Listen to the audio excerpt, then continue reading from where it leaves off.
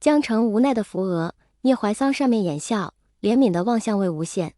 魏无羡这才反应过来自己说错了什么，左看看右看看，只好厚着脸皮跟着大家一起乐。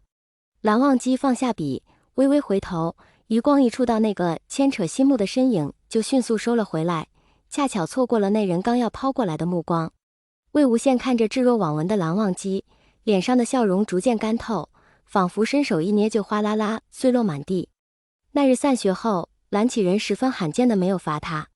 魏兄，咱们今天不去后山了吗？聂怀桑摇着扇子，抬头对墙上的人道。江澄靠在墙下，你觉得他现在有心思搭理你吗？魏无羡枕着手臂望天，嘴里叼着根草晃来晃去，不去了，太热。这几天明明没那么热了呀。聂怀桑嘀咕道，魏兄你心情不好。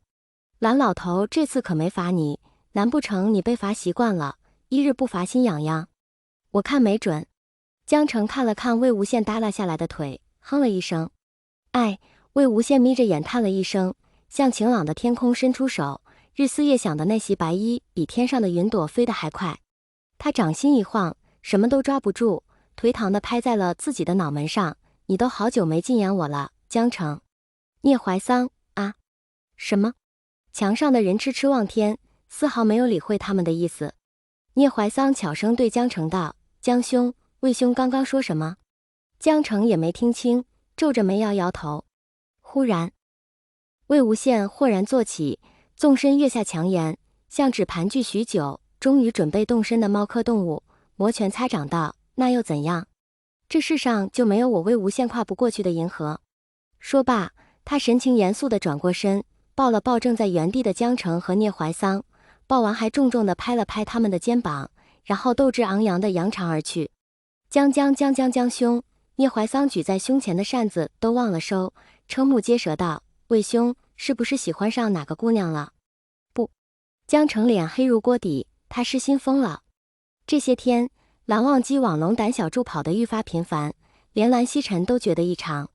他很贴心的没有多问，毕竟蓝忘机从小到大只有在心情不好的时候才会一个人偷偷跑去那里。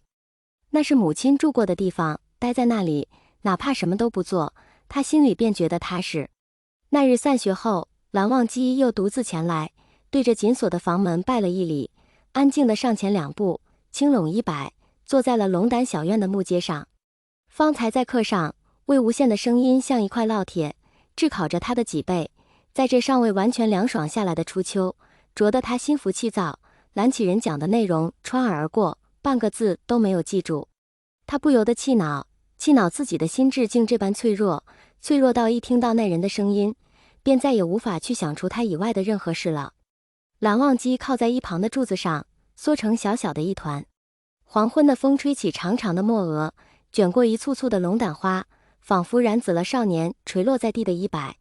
正常人大抵会像魏婴一样，呼朋引伴，一起谈论好看的姑娘，再挑一个自己心仪的，把她放在心尖上喜欢。可我呢，居然喜欢上了一个和自己年龄相仿的少年，一时不稳亲了人家，人家也只是觉得有趣好玩。母亲，我是不是错了？还是说我真的不正常？这不是蓝忘机第一次思考这个问题，他从小就和同龄的孩子不同，刻苦寡言，像大人一样安稳沉静。他把自己封在一个玻璃罩子里，冷眼瞧着近在咫尺的纷繁世界，只觉得那些都与自己无关。直到有一天，咚咚咚，那个叫魏婴的人锲而不舍地敲着他的玻璃壳，笑着叫他出来一起玩。明丽的笑脸折射在蓝忘机的眸子里。他忽然想要答应那人的召唤，他想要出去，想要和外面的世界产生联系。虽然听上去并不令人愉悦，但如若这份联系是魏婴，他还是相当乐意的。檐下风铃轻响，蓝忘机蓦地打了个冷战。他觉得自己大概是失败了。玻璃罩子坚固如初，吻都化不开。蓝忘机不敢再往前一步，他怕自己一枪孤勇打碎了它，就再也拼不好，再也回不去了。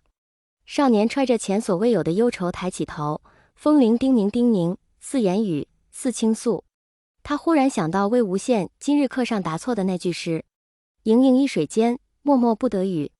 七夕将至，如果牛郎一开始就知道织女的身份，知道他们终将天涯相隔，不得相见，还会不会拿走他的衣裳，开口对他表露情意？如果父亲一开始就知道母亲的意图，知道他们终将站在仇恨的两端，还会不会对他钟情，任由他一步步接近自己？如今的蓝忘机想不到答案。母亲早已不在了，没有人可以回答他。就这样，他拖着惨淡的夕阳，心情低落地回到藏书阁做功课。进门，关门，书卷笔墨的清香渗进呼吸，耳畔的空气安静下来。他缓缓走到岸边，一抬眼，只见一件衣服和一个人赫然横陈在他面前。衣服是一件蓝氏校服的外袍，上面水墨泼染，成群的喜鹊远近参差，从下摆绵延到广袖，俨然一幅意境悠远的鹊桥图。